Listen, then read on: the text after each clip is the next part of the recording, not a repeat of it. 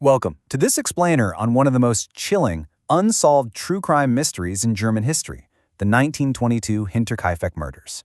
If you're a mystery enthusiast, well, prepare yourself. This case is a literal masterclass in atmospheric terror, bizarre twists, and questions that just refuse to go away. We're going to break down exactly what happened at this isolated farmstead, look at the suspects, and figure out why, over a century later, it still completely captures our dark imagination. Let's dive in.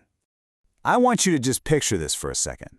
Imagine walking up to an isolated farmstead bordered by these dense, dark woods, about 70 kilometers north of Munich. It's April 4th, 1922. As you approach, you notice this really unsettling quiet. The family hasn't been seen at church at all. The young granddaughter has missed days of school. The mail is just piling up. You step onto the property, slowly realizing that the eerie silence is masking an absolutely horrifying discovery. Section 1. The gruesome discovery. Let's look at what they actually found. So, the crucial, mind-boggling point here is that 4 whole days passed between the brutal murders of the 6 inhabitants and the discovery of their bodies. The murders took place on Friday, March 31st, but it wasn't until Tuesday, April 4th, that the gruesome reality was finally uncovered. And that timeline is incredibly important, because the farm wasn't actually abandoned during those 4 days. And honestly, this brilliantly illustrates the true horror of the crime. During those 4 days, the killer didn't just flee into the night. No, instead, they casually lived in the house. They ate the family's bread, cut fresh meat from the pantry, fed the cattle, and even lit the fireplace to keep warm. All while 6 corpses lay just meters away. Someone even reported seeing smoke coming from the chimney over the weekend. It's just unbelievable. Section 2. An eerie prelude, because the dread started way before the murders. The Gruber family experienced a terrifying escalation of strange occurrences for months. 6 months prior, their maid quit, absolutely terrified, claiming the attic was haunted by strange footsteps. Then, the patriarch Andreas Gruber found a Munich newspaper on the property that nobody had bought. The machine room lock was found broken. And most chillingly, just days before the murders, Andreas found footprints in the fresh snow leading directly from the dark edge of the forest right to the farm, but no footprints leading back out. He searched the property, but found absolutely no one.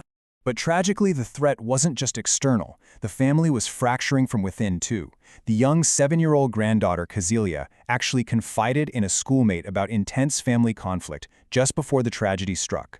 She said her mother, Victoria, had apparently fled into the forest after a violent argument. So this points to a deeply volatile environment right before the killer actually struck. Section 3. Night of the Murders. March 31st, 1922. So, the horrific sequence unfolded like this. In a really tragic twist of fate, the new maid, Maria, arrived that very afternoon. By evening, someone systematically lured 4 family members out to the barn, likely one by one, through the stable. There, they were struck down with a mattock, which is a pickaxe-like farming tool. The murderer then stepped out of the barn, walked right into the living quarters, and finished the slaughter, killing the sleeping toddler and the newly arrived maid right in their beds. 6 lives were brutally ended that night.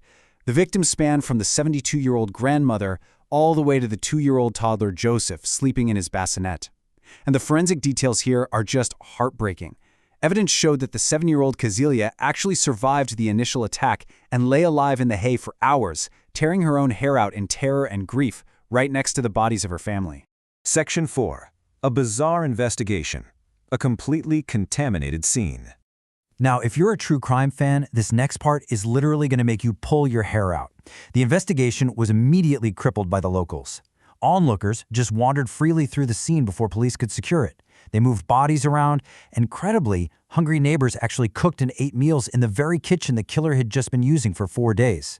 To make matters even worse, the court physician performed the autopsies directly in the barn on makeshift tables, so any delicate trace evidence was just utterly obliterated.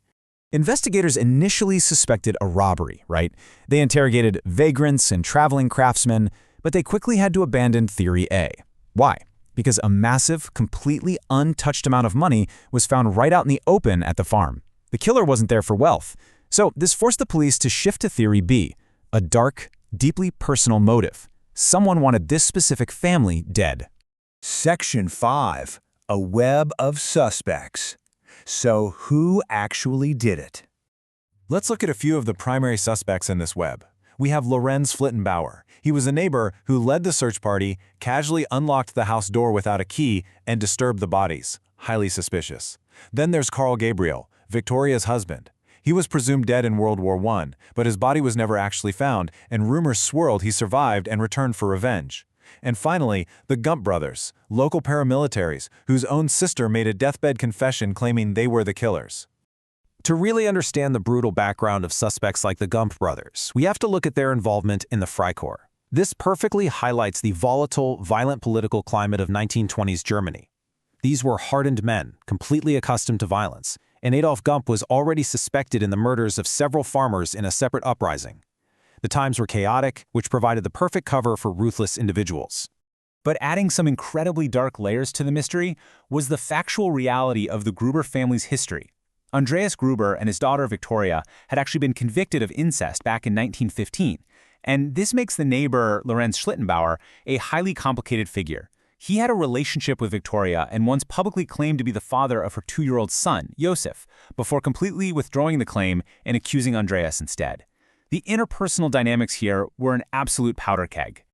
And this perfectly encapsulates the divide in modern theories. Was this an intimate crime of passion by a scorned, entangled neighbor like Schlittenbauer, who knew the farm dog wouldn't bark at him? Or is it the random, brutal act of a transcontinental serial killer? Authors have noted a chilling similarity to Paul Mueller. He was a transient who committed a string of identical, motiveless pickaxe family murders over in the U.S. before disappearing just before World War I. Section 6. An enduring mystery. Unsolved to this very day. Less than a year after the crime, the farm was completely demolished. They essentially wanted to wipe the physical footprint of this horror off the face of the earth. But as they tore down the walls, they uncovered the murder weapon. The blood-stained mattock was hidden right in the attic, mere steps from where the killer had secretly slept and stalked the family. The investigation stretched on for generations. The case was officially closed in 1955, but they were still conducting interrogations all the way into 1986. More recently, in 2007, modern police academy students reviewed the files. They praised the original detective work, but noted that the tragic lack of early forensics, specifically the total failure to take fingerprints, means the case will likely remain officially unsolved forever. Although the students did agree amongst themselves on a prime suspect, but they kept the name anonymous out of respect for living descendants. So we are left to wonder, gazing back at those cold Bavarian woods of 1922, who was the phantom that lived among the dead for 4 days? Was it a scorned neighbor, a ghost of the Great War, or a traveling monster? Will the dark secrets of Hinterkaifeck ever truly be unearthed, or is the truth just buried forever with those 6 victims? Thank you for exploring this chilling mystery with me in this explainer. Keep questioning and keep learning.